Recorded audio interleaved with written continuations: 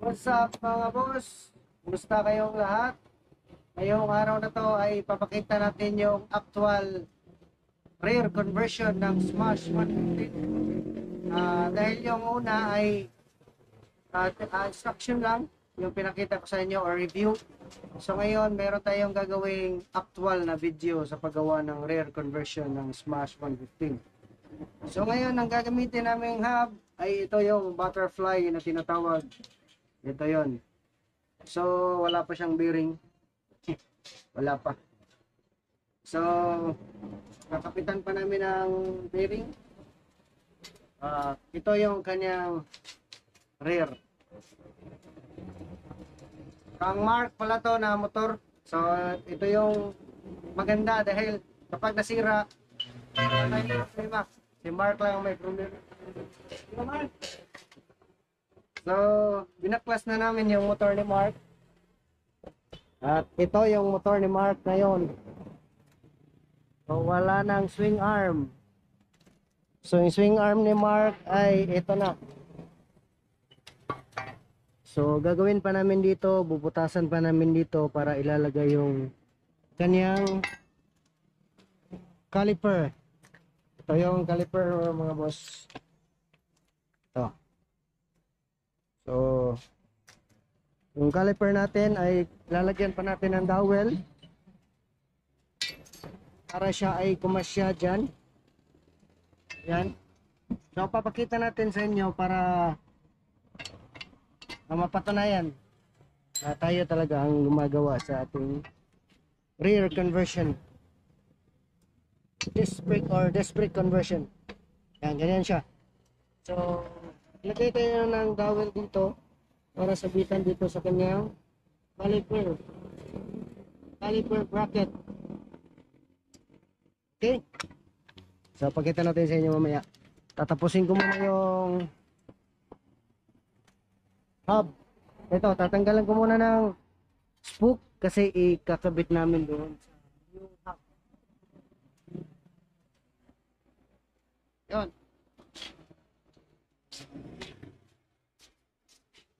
Okay.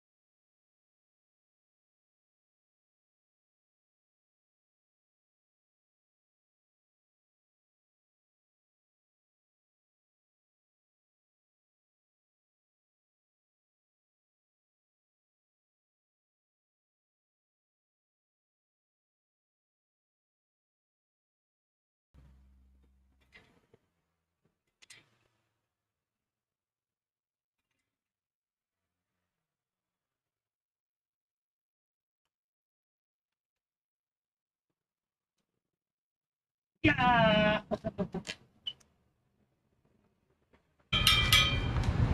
Tapos, ito pa natin ngayon mga boss ay yung spacer dahil wala tayong spacer na nabili. Ito na lang yung gagawin natin mga boss. So, kailangan natin ng 18mm.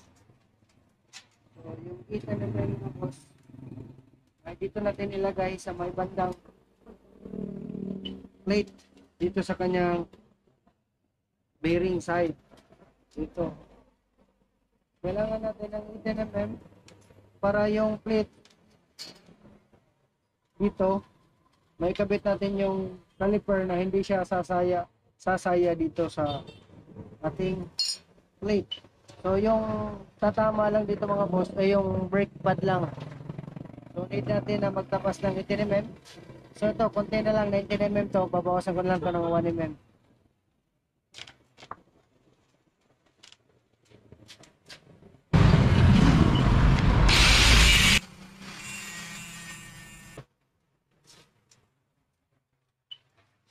So kailangan natin ipantay dito mga boss. So guhitan na natin yung bandang kukunan natin. Dahil hindi siya pantay, kailangan natin siyang ipantay.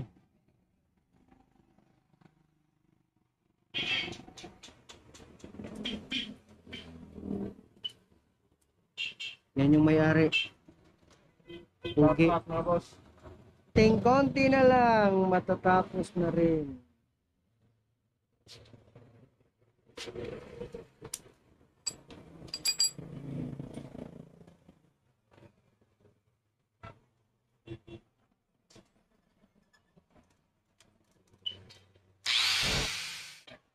So ngayon, kabit natin yung plate muna para masukat natin.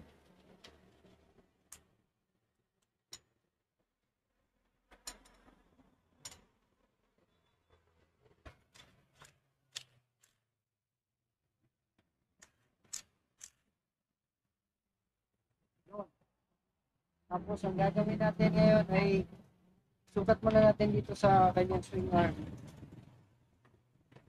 Para sure tayo. So yung stop spacer, balik natin dito sa kanyang sprocket side.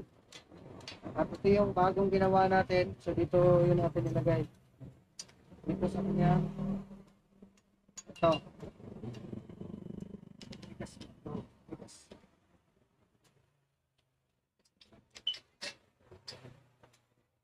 Oh, yung diretso.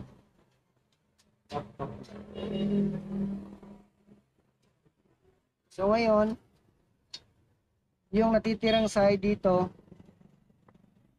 yung natitirang side dyan, susukatin natin kung ilan yung natitira. At yun ang babasehan natin sa ating caliper spacer. Yung spacer ng caliper ay ito yun. Susukatin natin dyan. Susukatin din natin dyan para ma-compare natin.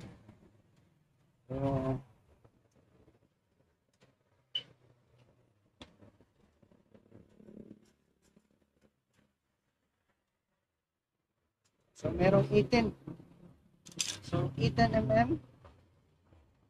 So ito, susukatin natin ng 18mm. Kung hindi siya 18mm ay babawasan natin.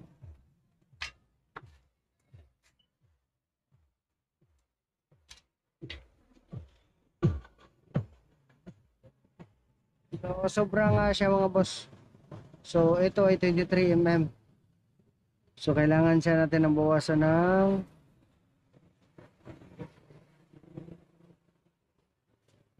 malaki 5mm.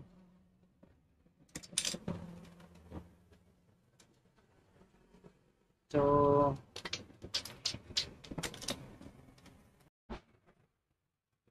ito na siya mga boss. Nagkabit na namin yung tweezer, no? Yan. So sinukat muna namin yung kabilang gilid. Yan, both side. So ito siya mga boss, stop. Hindi na namin binawasan. Yung binawasan na lang namin yung doon sa loob.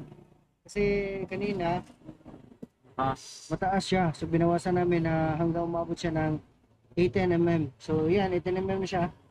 So ito, 23 mm. So hindi na namin ito binawasan. Then diretso na lang namin dahil stock to sa Raider. At yung stock ng Raider ay kasukat lang ng Smash 115. So, kasi stock pa itong ganyang swing arm. Ito swing arm niya, stock pa. Hindi kagaya sa akin na stainless. Marami akong binawas dun sa akin. Itong ganya. So, yung replacement ng Raider ay tamang-tama lang. At yung kukunin ko na lang mga boss, yung clearance dito sa caliper para hindi yan sumaya dito sa ating swing arm. Yung side na ito. So, lalagyan ko pa to siya ng flat bar na paganyan. At i-fix ko siya para kung maglagay na ako dito ng kanyang holder sa kanyang plate ay hindi sasaya dito. So, susuganin ko muna yung pinakababa dito at dito ako magbabase sa pinaka dulo ng kanyang pinakadulo ng kanyang adjuster para mahila ko siya pataas dito para sakaling lumuwag yung kadina natin ay maka-adjust pa tayo ng pataas. Okay, so yun na lang ilagay ko mga boss. Magbubutas na lang ako dito para maikabit ko yung spacer niya o yung holder pala.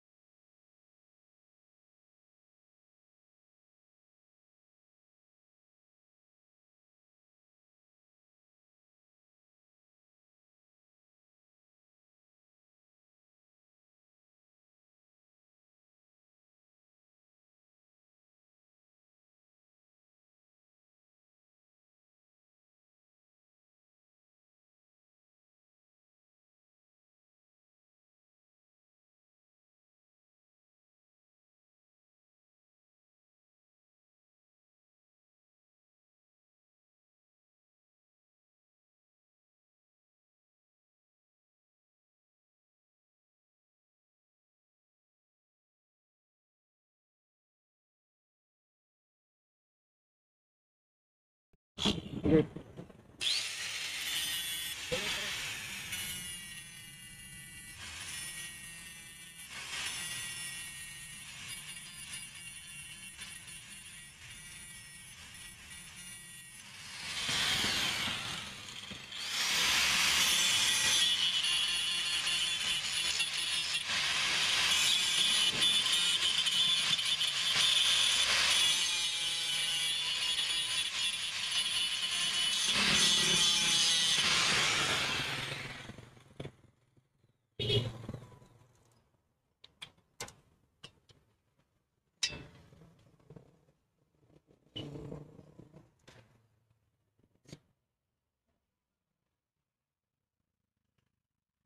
Ayos.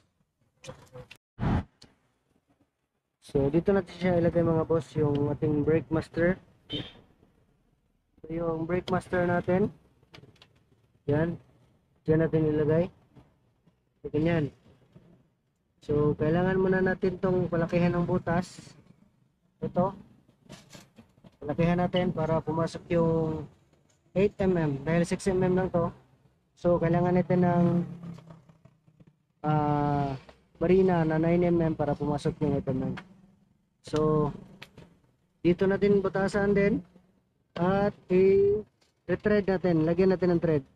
At meron akong flat bar dito mga boss. Ito yung flat bar na ikakabit dito. Hindi ko na lang siya welding. So, kibali dalawang butas dito at dito sa ibaba. Ganyan.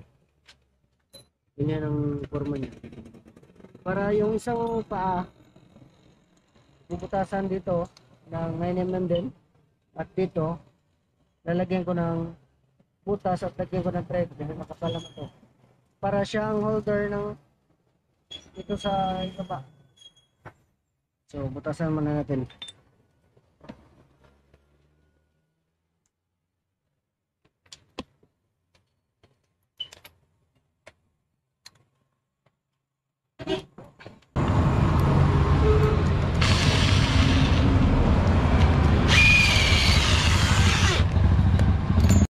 So, ito na siya mga boss.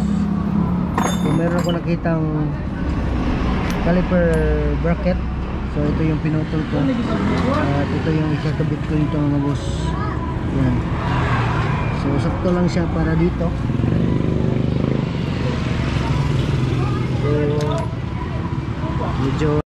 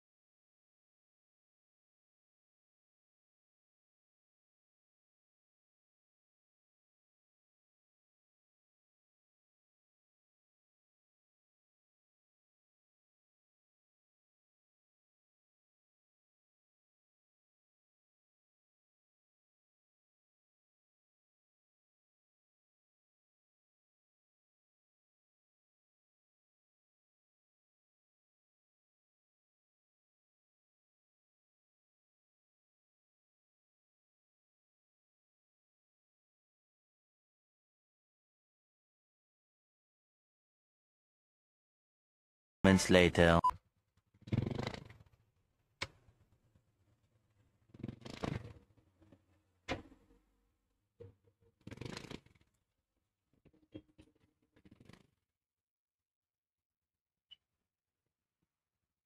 Shout out sa tagiya.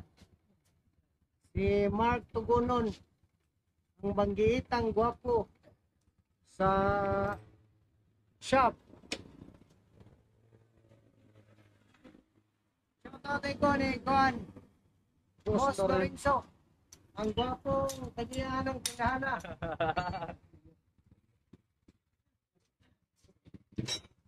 Shout out ko ni Boss Junski.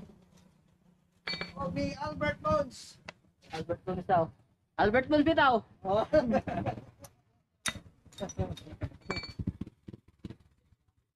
So sa wakas natapos na natin yung conversion natin. Verse. So, ito na yung buwan.